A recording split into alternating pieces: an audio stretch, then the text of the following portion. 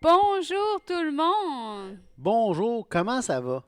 Ça va très bien, ça va très bien. Bon, hey, aujourd'hui, là, c'est génial parce qu'il pleut, mais la pluie est chaude. Alors, pour notre potager, c'est number one. Tout à fait, on est bien content de cette... ça serait le fun qu'il ait fait chaud, pas de pluie aussi, mais bon, Ça, c'est... c'est pas Non, grave. c'est vraiment pas Les grave. plants en ont besoin. Oui. Alors, aujourd'hui, on est rendu au chapitre 29 du chapitre qui reste, verset 22. Quelques versets au chapitre 29. On embarque au chapitre 30. On est mardi, demain mercredi, après-demain jeudi. Puis on a terminé. On devrait avoir fini dans l'horaire. Qu'on n'avait pas prévu avant la semaine passée. Donc, commençons tout de suite. 29, Non, 22. 22. Un homme colérique excite les querelles et un furieux commet beaucoup de péchés. L'orgueil d'un homme l'abaisse, mais celui qui est humble d'esprit obtient la gloire. Celui qui partage avec un voleur est ennemi de son âme. Il entend la malédiction et il ne déclare rien. La crainte des hommes tend un piège, mais celui qui se confie en l'Éternel est protégé. Beaucoup Hmm. de gens recherchent la faveur de celui qui domine, mais c'est l'Éternel qui fait droit à chacun. L'homme inique est en abomination au juste, et celui dont la voie est droite est en abomination au méchant. Alors, euh, ça commence au verset 22 en disant un homme colérique excite les querelles. On a vu que le moqueur excite les querelles. On a vu qu'un colérique excite les querelles. Il y a je pense qu'on avait vu aussi l'homme pervers excite les querelles. Il y a toutes sortes de sortes de personnes qui vont exciter les querelles. Évidemment, tu sais, il y a plus, encore une fois, je reprends l'exemple du sol est mouillé. S'il pleut, le sol est mouillé. C'est pas parce que le sol est mouillé qu'il plu. Il y a plusieurs raisons pour lesquelles le sol pourrait être mouillé. Mais on voit que pour les querelles excitées, il y a plusieurs sortes de personnes qui peuvent exciter les querelles. Et ici, on voit l'homme colérique. Quelqu'un qui se met facilement en colère, qui prend souvent mouche, facilement mouche, qui s'insulte à rien, il va exciter les querelles. Il ne sera pas capable d'apaiser les choses, de calmer les choses. C'est là que tu vas voir un homme sage qui va vouloir apaiser plutôt qu'envenimer les choses. Alors, on le voit ici. As-tu remarqué que dans le passage que tu viens de lire, il n'y a pas grand-chose de positif? En effet. On a un homme colérique qui excite des querelles. On a un furieux qui commet beaucoup de péchés. Oui. On a l'orgueil d'un homme qui l'abaisse. On a de celui qui partage avec un voleur nuit à son âme. Il entend la malédiction et il ne déclare rien. Il se défend même pas. Euh, les hommes iniques est une abomination au juste. Donc, il n'y a pas beaucoup de choses. Fait, j'aimerais qu'on souligne peut-être les éléments qui sont importants parce Positif, qu'on a oui. quand même déjà parlé bon, là, tu viens de parler de la colère, on a déjà parlé des querelles, on a déjà parlé que lorsque tu te mets en colère, ne pêche pas, un furieux commet beaucoup de péchés, ça rappelle cette idée-là. On a parlé de l'orgueil, on avait déjà vu différents textes, dont dans Jacques 4. Fait que, mais j'aimerais ça qu'on, je sais pas si tu es d'accord, mais qu'on regarde les trois mais de cette partie-là. Oui. Mais Lui celui qui qui est est humble humble. d'esprit Ça, obtient la gloire. oui, obtient la gloire. Celui qui se confie en l'Éternel est protégé. Et c'est l'Éternel qui fait droit à chacun. C'est extraordinaire parce que on voit que hein, Dieu fait grâce aux humbles, mais il résiste aux orgueilleux. Alors, l'humilité est une clé. On l'a souvent vu ensemble. L'humilité est une clé importante dans la marche avec le Seigneur. Alors, on a vu l'humilité, on a vu l'intégrité, on a vu la droiture, On a on, vu la on fidélité, a vu la fidélité, toutes des clés qui nous permettent la d'avancer. justice. La justice, l'intégrité, la droiture, toutes des choses qui nous permettent d'avancer avec le Seigneur et qui vont mener à une vie qui est agréable à Dieu. Est-ce que ça veut dire que c'est nécessairement une vie parfaite? Non. Puis je pense pas que, tu sais, Dieu, là, c'est pas une abstraction. C'est important de réaliser ça. Dieu n'est pas une abstraction. Ça veut dire quoi? Ça veut Hmm. dire que Dieu est une personne. Dieu, en fait, c'est trois personnes, là, mais Dieu est très personnel. Ça veut dire qu'il va agir avec chacun. Écoutez, Dieu n'a pas la même relation avec David qu'il va l'avoir avec Salomon, avec Saül, mais il va quand même avoir cette relation. Et surtout, étant donné la croix, tu sais, euh, la perfection, Dieu a une relation avec l'individu, parce que maintenant, la croix a réglé l'obstacle. Tu sais, c'est sûr que si j'ai des péchés qui ne sont pas confessés, si je m'entête, si Je vais avoir les tu vas avoir des conséquences, la conséquences. correction. Oui. Mais c'est mais Mais même à ça, c'est dans une relation. c'est dans une relation. Dieu n'est pas une abstraction. Dieu n'est pas un genre d'être parfait, immuable, impassible, assez ASE, là, c'est-à-dire indépendant de tout, qui se fout de tout le monde, tu sais, un genre de Dieu déiste presque, là, tu sais, qui a tout décrété avant la fondation du monde, puis qui maintenant, il s'en fout un peu, tu sais. Non, D'ailleurs, ça me fait... oh, excuse. ouais, vas-y. Ben, Non, mais ça te fait penser. oui, ça me fait penser dans un Pierre qui dit, parce que là, il est écrit, là, celui qui est un d'esprit obtient la gloire. Écoutez bien ce que ça dit dans un tiers, Un dans un pierre. Pierre. Un tiers de quoi? Voici les exhortations que j'adresse aux anciens qui sont parmi vous, moi, anciens comme eux, témoins des souffrances de Christ et participants de la gloire qui doit être manifestée. Pesez le troupeau de Dieu qui est sous votre garde, non par contrainte, mais volontairement, selon Dieu, non pour un gain sordide, mais avec et dévouement, non comme dominants sur ceux qui vous sont échus en partage, mais en étant les modèles du troupeau. Ouais. Et lorsque le souverain berger paraîtra, vous obtiendrez la couronne incorruptible de la gloire. Bon, là, on parle aux anciens, mais ça continue. De même, vous qui êtes jeunes, soyez soumis aux anciens. Et là, c'est après. Et tous, que tu sois jeune ou que tu sois ancien, dans vos rapports mutuels, revêtez-vous d'humilité. Ouais. Donc, l'humilité, c'est pas une question de position, l'humilité ne dépend pas de ta position. C'est une question d'interaction avec l'autre. Et peu importe que tu sois jeune ou que tu sois ancien.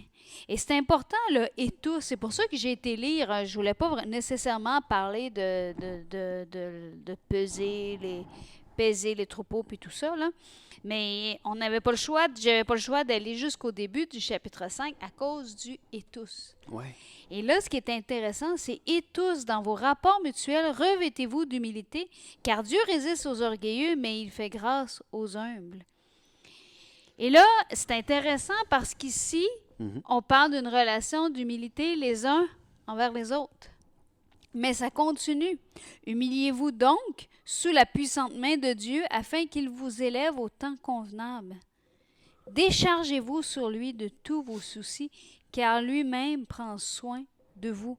Et là, c'est intéressant parce qu'une façon de s'humilier, Ouais. c'est de se décharger de nos soucis. C'est pas extraordinaire, c'est de Exactement. reconnaître qu'on a besoin de Dieu. Donc, quand tu disais que la marche ne sera pas parfaite, Oui. mais tu as des soucis, tu as des luttes, tu as des combats, décharge-toi. Exactement. Mais ça ne nous enlève jamais notre responsabilité. Regardez la suite, soyez sobres, veillez. Votre adversaire rôde comme un lion, rugissant, cherchant qui il dévorera. Résistez-lui avec une foi ferme, sachant que les mêmes souffrances sont imposées à vos frères dans le monde. Donc, je trouve ça extraordinaire, tout ça, tout ce passage-là, parce qu'il nous parle de l'humilité de la relation les uns envers les autres. Il nous parle de notre humilité de relation envers Dieu. Il nous parle de se décharger sur Dieu de nos soucis, mais en même temps de prendre le bouclier puis de veiller pour se protéger de l'ennemi qui rôde. Écoutez ensuite le verset 10. « Le Dieu de toute grâce, qui vous a appelé en Jésus-Christ à sa gloire éternelle, après que vous aurez souffert un peu de temps, vous perfectionnera lui-même, vous affermira, vous fortifiera, vous rendra inébranlable. » Puis c'est comme. Et ce que j'aime dans ça, puis dans l'idée de cette relation-là, c'est que, tu sais, en tant que couple marié, il y a des moments dans notre vie de couple, très rares, j'en conviens, Je sais pas ce que tu vas dire, mais j'ai le goût de rire tout de suite. mais Vas-y. il y a des moments où est-ce que, tu sais, on est moins enchanté par les propos, les actions de l'autre, mettons. C'est rare. Mais ça enlève rien, J'ai aucune idée de ce qu'il veut dire. mais ça enlève rien dans la relation avec tout ce qu'il y a de beau, tout ce qu'il y a d'agréable, tout ce qu'il y a de charmant dans ce qu'on vit ensemble, tu sais.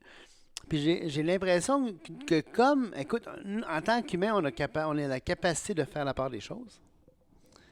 Encore plus Dieu. Tu sais, Dieu est capable de faire la part des choses. Lisez Ézéchiel 16, mettons. Comment Dieu tombe en amour avec Israël.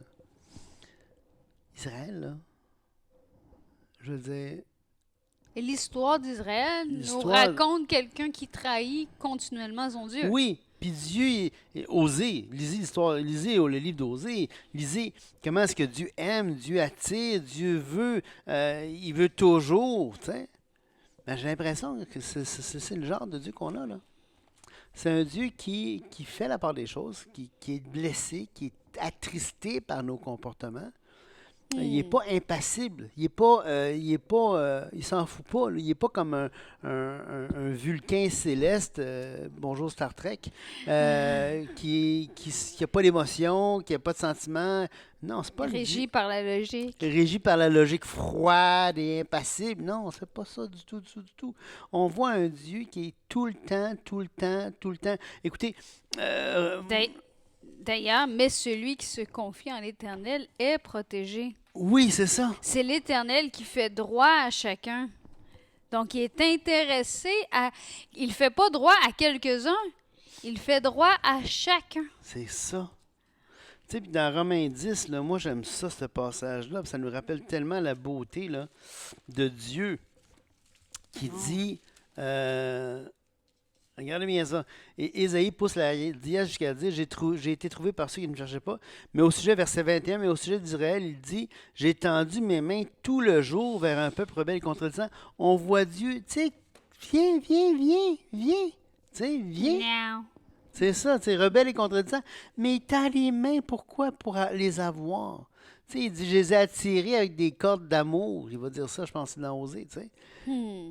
Hey, imagine-toi comment Dieu nous aime, tu sais. Puis c'est pas impassible, là. C'est un vrai amour, tu sais. En tout cas, Et... vas-y. Non, vas-y. Je Non, voulais non, non. continuer. Je revenais au Vas-y, vas-y. proverbe. Et ce qui est intéressant, tu sais, des fois, on a l'impression, oui, mais tu sais, c'est pas populaire marcher pour Dieu. C'est vrai. Mm. Puis, mais écoutez ce que ça dit.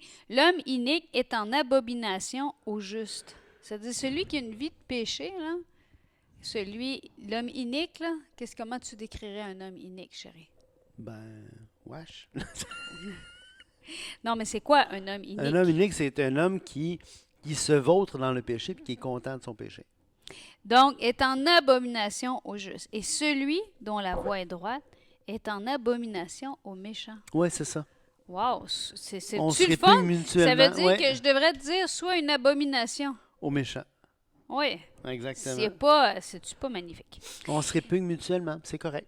Et là, on arrive dans la dernière section des proverbes. Mais j'aimerais juste dire une chose, c'est que c'est pas tout blanc, tout noir. C'est pas parce que quelqu'un est pas chrétien qu'il est nécessairement méchant puis que dont la voie est droite. Il y a des gens là qui sont pas chrétiens mais qui sont bien contents de voir les croyants marcher puis être intègre, puis juste, puis droit, puis tout ça.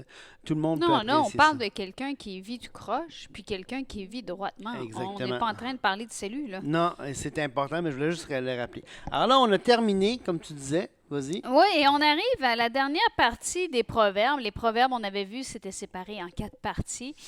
La 4e partie, c'est des proverbes qui ne sont pas attribués cette fois-ci à Salomon. Mm. Ils sont plutôt attribués à Agur et à Lemuel. Donc, le premier proverbe qu'on va traiter dans cette partie-là, qui est le proverbe 30, c'est une parole d'Agur qui se trouve à être le fils de Jackie. Jackie. Tu veux-tu nous en parler plus d'Agur? Parce que moi, je sais rien d'autre sur Agur. Écoute, Regarde avant de nous dire n'importe quoi, là. J'essaie de me souvenir si mes puces de mémoire sont, sont up-to-date Vérifie là-dessus. avant de dire n'importe quoi. Ben non, ça c'est sûr que je dirais pas n'importe quoi, mais écoute, Moi, je vais continuer pendant vas-y. ce temps-là. Sentence ou oracle. Prononcé par cet homme pour Itiel et pour Ucal. Donc, hein, et ça commence comme suit. J'aime ça, lire ce passage-là. Certes, je suis plus stupide que personne, et je n'ai pas l'intelligence d'un homme. Je n'ai pas appris la sagesse, et je ne connais pas la science des saints. Qui est monté aux cieux et qui en est descendu? Qui a recueilli le vent dans ses mains? Qui a serré les eaux dans son vêtement? Qui a fait paraître les extrémités de la terre? Quel est son nom et quel est le nom de son fils? Le sais-tu? Donc déjà là, c'est assez extraordinaire parce que en commençant, c'est un proverbe qui est prophétique. Es-tu d'accord avec Oui, moi? absolument. C'est un proverbe prophétique parce qu'il parle quel est son nom de celui qui a fait les cieux et quel est le nom de son fils. Et il prophétise, il est monté aux cieux et en est redescendu. C'est assez fantastique. Ce qui nous réfère un petit peu. J'aimerais bien aller voir juste un petit passage pendant que peut-être tu peux nous dire c'était qui. Ben, en fait, on ne sait pas beaucoup de choses sur Agur. C'était probablement un enseignant. Un enseignant qui enseignait publiquement. Et probablement que Itiel et Ucal, c'était ses élèves.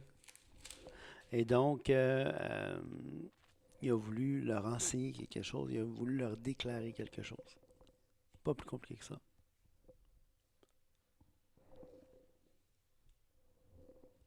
Euh, c'est intéressant parce qu'il réfère à Apocalypse 19, 12. Puis je vis le ciel ouvert et voici parut un cheval blanc. Celui qui le montait s'appelait Fidèle et Véritable et il juge et combat avec justice. Ses yeux étaient comme une flamme de feu. Sur sa tête étaient plusieurs diadèmes. Il avait un nom écrit que personne ne connaît si ce n'est lui-même. Hmm. Donc, continuons. Ben, il y a Tu quand veux-tu même, dire quelque chose ouais, il y là-dessus? a quand Ouais. même une note, ben, juste par rapport à Jacquet, là. Il y en a qui pensent que c'est un nom symbolique pour Salomon, mais ça veut aussi dire, ça vient d'une racine qui veut dire obéissant. Fils Alors, de Jacquet. ouais, Agur serait un fils de Salomon? ouais, ben, en tout cas, c'est une des, non, puisqu'on ne sait pas c'est qui, Ça reste des hypothèses. ça reste des hypothèses, mais un truc intéressant, c'est fils de l'obéissance. Parce que Jacquet voudrait dire aussi obéissance. Ça vient d'une racine qui voudrait dire obéissance. Alors, ça pourrait être parole d'Agur, fils de l'obéissance. Ben, tu sais, comme, un peu comme enfant de colère, là. On voit dans la foi là, que c'était courant chez les Hébreux de donner une caractéristique à quelqu'un, comme s'il est le fils de la miséricorde, fils, je pense que c'était... Celui qui c'est là où la terre s'est séparée. ouais, c'est ça, tu sais, fait que... Ouais. Fait que peut-être ça serait intéressant. En tout cas, c'est juste une note comme ça. Intéressant. Vas-y, continue. Toute parole de Dieu est éprouvée.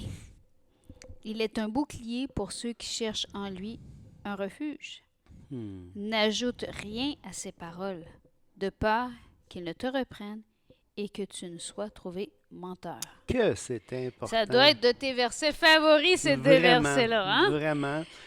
Justement, arrêtons d'ajouter continuellement les choses à la parole de Dieu. On n'a pas besoin de rien ajouter à la parole de Dieu. Elle se tient parfaitement bien. Elle est suffisante en Elle est elle-même. suffisante. Fait que, ajoutons rien. Elle est même éprouvée. Ouais. Littéralement, ça veut dire purifiée. Elle est un bouclier, donc, pour ceux qui cherchent en lui un refuge. C'est intéressant, hein? Toute parole de Dieu, c'est féminin, Ouais. est éprouvée. Il est un bouclier, donc Dieu est un bouclier pour ceux qui cherchent en lui un refuge. N'ajoute rien à ses paroles, de peur qu'il ne te reprenne et que tu ne sois trouvé menteur. Puis dans le contexte, là, parce qu'on est encore une fois, il faut se remettre dans le contexte. On est dans l'Ancien Testament. Le fondement de tout ça, ça demeure la Torah. Hein? Puis dans Deutéronome 4.2, ça disait, vous n'ajouterez rien à ce que je vous prescris, vous n'en retrancherez rien, mais vous observerez les commandements de l'Éternel votre Dieu, tels que je vous les ai prescrits. 12.32, ça dit, vous observerez, vous mettrez en pratique toutes les choses que je vous ordonne, vous n'y ajouterez rien, vous n'en retrancherez rien. OK? Et donc, on voit la même chose répétée dans l'Apocalypse 22, 18, 19. Apocalypse 22, 18, 19, je te déclare, quiconque entend les paroles de la prophétie de ce livre, si quelqu'un y ajoute quelque chose, Dieu le frappera des fléaux décrits dans ce livre. Si quelqu'un retranche quelque chose, Dieu retranchera sa part de l'homme de vie. Donc, on rajoute, il ne faut rien rajouter à l'Écriture. Tu sais. Paul va dire, je pense que je n'arrive pas à me souvenir du passage, je pense que c'est dans 1 Corinthiens 4, vous n'avez pas assez de lire autre chose que ce qui est écrit. Hmm. Tu sais. Elle est suffisante, la parole. Pas besoin de l'ajouter, pas besoin de le retrancher. Très beau. Et là, toi, c'était tes versets coup de cœur. Probablement que les prochains vont être les miens.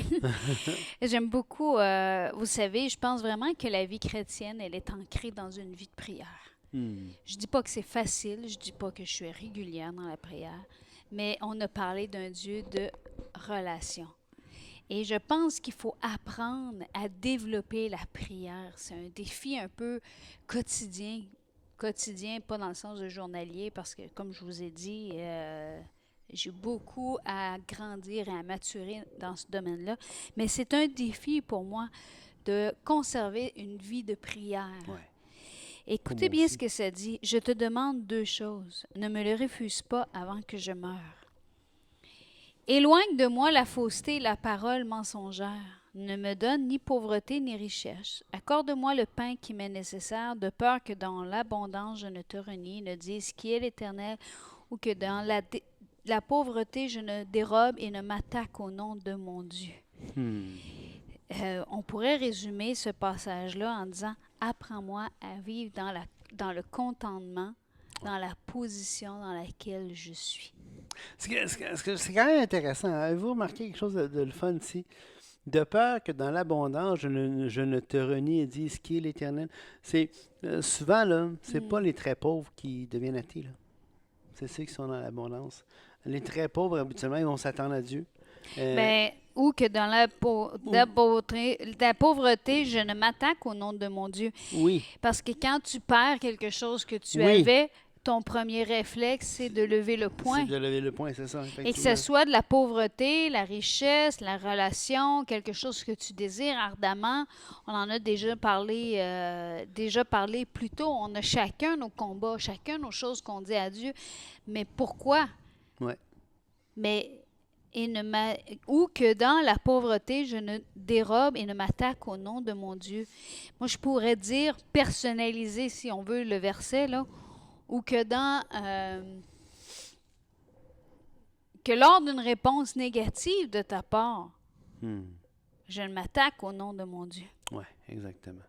Ne calomnie pas un serviteur auprès de son maître, de peur qu'il ne te maudisse et qu'il ne te rende coupable.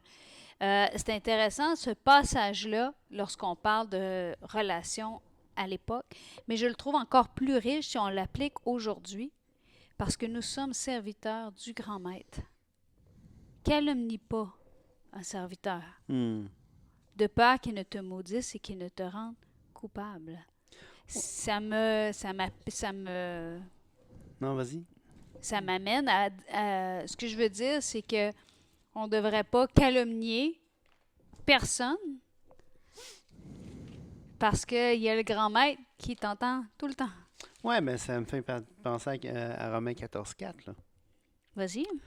Qui es-tu toi qui juge un serviteur d'autrui? S'il se tient debout, s'il tombe, s'il regarde son maître, mais il se tient debout car le Seigneur a le pouvoir de l'affermir. C'est vraiment, je vois vraiment le lien entre ces deux passages-là. Absolument, là. Absolument. Tu sais. Fait que c'est fantastique. Quel beau texte. Et là, si on écoute dans un contexte aujourd'hui où est-ce que justement en ce moment, il y a beaucoup de situations qui nous rappellent la laideur du racisme, écoutez bien les prochains versets. Il est une race qui maudit son père et qui ne bénit point sa mère. Il est une race qui se croit pure et qui n'est pas lavée de sa souillure. Il est une race dont les yeux sont hautains et les paupières élevées. Il est une race dont les dents sont des glaives et les mâchoires des couteaux pour dévorer le malheureux sur la terre et les indigents parmi les hommes. Hmm. Ce qui est intéressant avec ces 4 versets-là, c'est que je pense pas qu'ils parlent d'une race Non, exactement. comme on en parle aujourd'hui. Non, vraiment pas. Ils parlent du cœur. Ouais. Il y a de ces gens qui font partie d'une catégorie, qui maudissent les pères, qui maudissent la mère, qui se pensent bons, qui se croient purs, qui ne se nettoient pas de sa souillure, ça veut dire qui n'avoue pas à Dieu son péché, qui n'est pas en train de se détourner, dont les yeux sont hautains. On se rappelle, les yeux hautains devant Dieu, c'est quelque chose que Dieu a en horreur.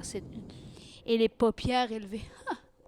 Ouais. Il y a une race dont les dents sont des glaives, une image de la bouche qui tranche, qui coupe, qui déchire, qui déchiquette. On a déjà vu la laideur que peut, les conséquences que peuvent occasionner la bouche. Les mâchoires des couteaux pour dévorer le malheureux sur la terre. Je pense pas que l'image est qui est en train de manger un steak de cannibale. Là. Je pense que l'image est vraiment qu'avec ses propos, il va déchiqueter. Exactement. Et Et chacun d'entre nous, on peut faire partie de, peu importe notre origine ethnique, ça n'a rien à voir avec l'origine ethnique, ça a à voir avec notre cœur. originalité. Origine ethnique. Origine. Ethnique. Ah, c'est ça que tu as dit? Ouais. Ah, j'ai compris, peu importe notre originalité. Origine ethnique. Donc, ça n'a aucun rapport avec l'origine ethnique, ça a le rapport avec le cœur. Qu'est-ce que je fais avec mon cœur? On s'en fout de l'origine ethnique, c'est qu'est-ce que tu fais avec la vérité, qu'est-ce que tu fais avec la droiture, qu'est-ce que tu fais avec les valeurs morales, qu'est-ce que tu fais avec ça? C'est ça qui compte, là. Tu sais. Et là, c'est intéressant. Après ça, c'est comme si ce proverbe-là, je le trouve vraiment séparé en sections. Hein. Ouais. Là, on arrive dans une section un peu plus poétique. Tu sais. La sangsue a 2 filles. Donne, donne. 3 choses sont insatiables. 4 ne disent jamais assez. Le séjour des morts, la femme stérile, la terre qui n'est pas rassasiée d'eau et le feu qui ne dit jamais assez. Continuons. 17. L'œil qui se moque d'un père et qui dédaigne l'obéissance envers une mère, les corbeaux du torrent le perceront et les petits de l'aigle le mangeront. Hmm. Je pense que c'est assez éloquent en soi. Ouais. On peut continuer. Ouais. Il y a 3 choses qui sont au-dessus de ma portée, même 4 que je ne puis comprendre. La trace de l'aigle dans les cieux, la trace du serpent sur le rocher, la trace du navire au milieu de la mer et la trace de l'homme chez la jeune fille. Telle est la voix de la femme adultère. Elle mange, elle s'essuie la bouche, puis elle dit « Je n'ai point fait de mal ». Comme s'il n'y avait pas de traces qui étaient laissées, tu sais. Comme si en s'essuyant la bouche, en disant j'ai rien fait de mal, ah ben regarde, c'est pas grave, c'est fini, c'est passé. Parce qu'on voit la poésie, hein, la trace de l'aigle dans les cieux. Si tu veux pourchasser un aigle, tu as beau regarder le ciel, il ne t'indiquera pas la direction dans laquelle l'aigle est parti. Si tu veux attraper un serpent, tu as beau regarder les rochers, il n'y a rien que le serpent peut laisser comme trace sur le rocher. Il faudrait qu'il soit dans le sable. Ouais. Et si tu veux aller à la poursuite d'un navire, tu as beau regarder les vagues, elles ne t'indiqueront pas où le navire est allé. Hmm. On continue au verset 21. 3 choses font trembler la terre, il y en a 4 qu'elle ne peut supporter. Un esclave qui vient à régner, un insensé qui est rassasié de pain, une femme dédaignée qui se marie et une servante qui hérite de sa maîtresse. Alors encore là, c'est des choses qui font trembler la terre parce que on dirait que ces choses-là font que, par exemple, l'esclave qui vient à régner va souvent devenir un despote. Encore là, c'est des proverbes, c'est des trucs qui semblent arriver, qui semblent être cohérents. Ouais, moi, je le vois, on en avait déjà parlé. Hein. Moi, je te disais que je voyais ça autrement. Je voyais ça comme un esclave qui vient régner, c'est pas normal. Oui, Une femme dédaignée qui se marie, c'est pas normal. en effet. Une servante qui hérite de sa maîtresse, c'est pas normal. Fait que c'est des choses qu'on n'est pas habitué de voir et qu'on va juger comme on peut pas le supporter. Ouais. Ça veut pas dire qu'il n'y a pas des cas où est-ce que la servante qui hérite de sa maîtresse, c'est pas un bon choix. Ou qu'un esclave qui vient à régner, c'est pas un bon choix. Ou qu'une femme qui a été dédaignée tout d'un coup, qu'elle se marie. Non, c'est ça. C'est comme si le contraste fait que, un esclave vient régner, oui, peut-être qu'il va devenir un despote, peut-être que non plus. Peut-être que non plus. Peut-être que la femme d'Anani va devenir Une excellente épouse. une excellente épouse, ou peut-être pas non plus. Tu sais. Peut-être qu'elle a tellement été habituée à vivre toute seule, à vivre par elle-même ou à faire ses propres choix qu'elle ne sera pas, capable de vivre à deux. Tu sais. Mais peut-être pas non plus. Encore là, ce sont les proverbes, c'est pas Oui, des puis fatalités. ce que ça dit, c'est des choses qui font trembler la terre, comme on n'est pas, et encore plus probablement dans une culture qui était plus, comment je pourrais dire ça? Patriarcat. Oui, exactement. Si on continue, il y a sur la terre 4 animaux petits et cependant des plus sages. Les fourmis, peuplent sans nourriture, préparent en été leur nourriture. Croyez-moi, on a des Ouais, fourmis plein parlez-moi-en sur le pas. terrain Je vous garantis et que c'est impressionnant. On a vraiment, essayé plein de techniques, là. Tu sais, tout, mettre du sucre en poudre avec un chose. Écoute, le sucre en poudre a été nettoyé, mangé, tout a été pris. Je sais pas si ça a tué des fourmis, là. C'est clean, clean, clean. Puis on en a mis, là. avec la poudre pour tuer, supposé. Là, tu sais, Mais le nid est aussi gros, tu sais. ouais, On a essayé les écailles d'œufs. Ça les a tassés, par exemple. Ils ont ouais. changé de place. Le marque de café. Marque de café Ça aussi, ça aussi, les c'est tasse. ça les tasse. Tu sais. Mais Mais c'est impressionnant. On les voit. on voulait pas utiliser des gros pesticides parce que on a notre jardin et puis ça ne nous tente pas de manger des pesticides. Là. Mais finalement, on s'est révisé parce qu'on a réalisé que la population de tiques était inversement proportionnelle à la population de fourmis.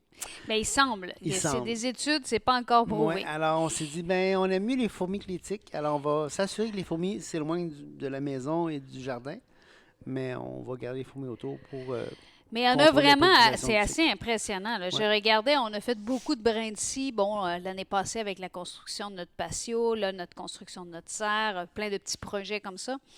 Et là, je les voyais charger ça, les nettoyer le terrain à pu finir. Tu sais, on faisait des tas de... Tu sais, j'ai raclé, puis on avait des tas de branches, puis de tout ça, parce qu'on essaie de nettoyer le terrain, finalement. Mhm. Puis là, on n'a pas ramassé tout de suite. Le lendemain, la colonie de fourmis, là, c'était incroyable. Impressionnant, vraiment Il devait en avoir impressionnant. minimum Ouais. 300. Fait que je doute pas qu'ils préparent en été leur nourriture. Et peuple sans force, je les ai vus, là, on avait une chenille longue comme ça. La chenille était blessée. Ouais. Et il y avait 3 fourmis dessus en train d'essayer d'enlever le moignon de la chenille pour l'amener dans leur nid pour le nourrir, dévorer, là, ouais, la ouais. dévorer tout cru. Pauvre petite chenille qui était là, qui essayait de marcher à contre-courant. Tu sais. Peuple sans force, mais très organisé. Les damans, peuple sans puissance, placent leur demeure dans les rochers.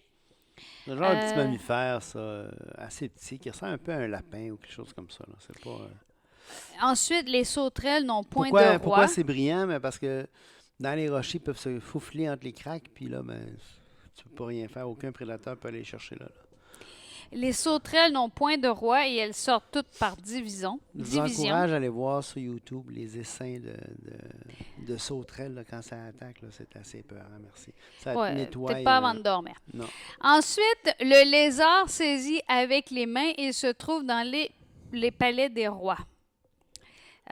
C'est assez impressionnant l'habileté d'un lézard. Oui, quand tu vois ça grimper même sur un mur, ou tu sais, c'est fou, là, c'est vite. Nous, on a un neuromastic pour ma classe, puis là, il est à la maison en ce moment, puis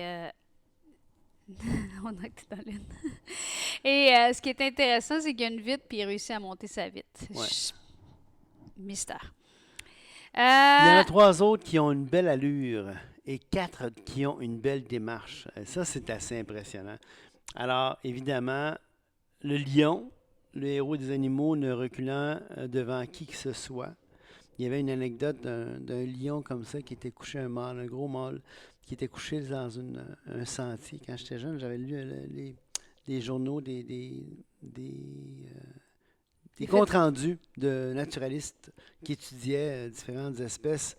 Et il y avait un lion comme ça. Le naturaliste racontait qu'il y avait un gros éléphant mâle d'Afrique. Tu sais, comment c'est impressionnant, ces bêtes-là. Là. Puis qui s'emmenait sur le sentier et le lion était couché là. Et c'était qui? Et là, lui, il était intrigué de savoir qui allait tasser, tu sais. Est-ce que le lion allait se tasser ou est-ce que l'éléphant allait... Alors, ni un ni l'autre a voulu broncher. Il s'ensuit une bagarre d'à peu près 1 heure ou 2, épouvantable, paraît-il. Où est-ce que... Et à la fin, l'éléphant gigantesque était couvert de déchirures et le lion avait rien. Il dit c'était impressionnant de voir l'habileté. Habituellement, tu vois un lion, tu dis, ah ben oui, alors, ça, c'est comme niaiseux, tu sais. C'est couché, ça dort, ça fait rien. Mais quand c'est prêt à se battre, il paraît que c'est assez impressionnant. Le cheval tout équipé ou le bouc est le roi à qui personne ne résiste. C'est beau. Donc, on a le lion, le cheval, le bouc et le roi. Ça aussi, le bouc, hein? Oui, on... Ma soeur a déjà eu, elle me raconte des anecdotes intéressantes.